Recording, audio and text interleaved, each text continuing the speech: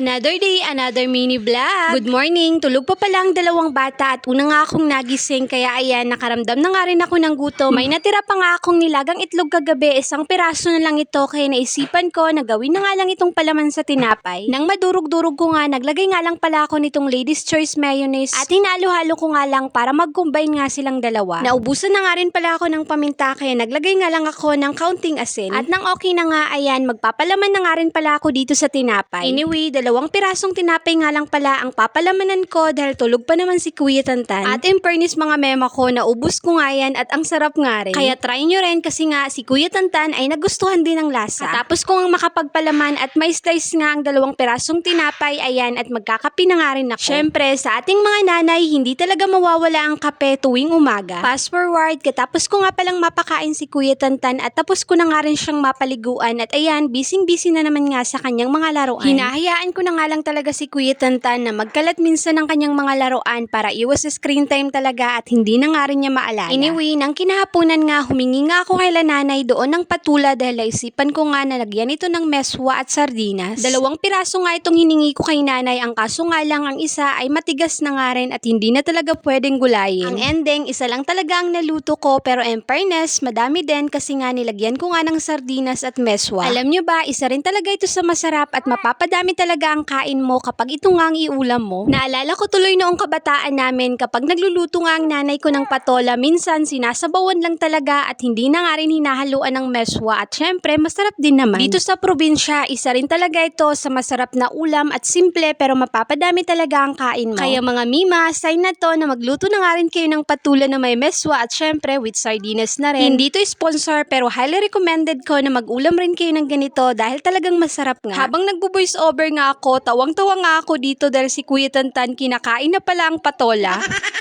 Hay nako, ang batang ito, wala talagang pinipili sa pagkain kahit hindi pa nga luto. Naalala ko tuloy yung dating mini vlog ko na nagluluto nga ako ng tuyo at nakita ko nga si Kuya Tantan na kinakain na nga ang mga ulo. Anyway, nagisa nga lang pala ako dyan ng sibuyas at bawang at nang lumabas na nga rin ang aroma, isinangkutsa ko na nga rin pala itong sardinas. At naglagay nga lang pala ako ng kaunting tubig at naglagay na rin ng paminta at asin. At nang okay na nga rin palang mga pampalasa, inilunod ko na nga rin pala ang meswa at sunod naman ito namang patula. Makalipas nga ang ilang minuto, ayan, at naluto na nga rin. Ayun lang po muna for today's mini vlog.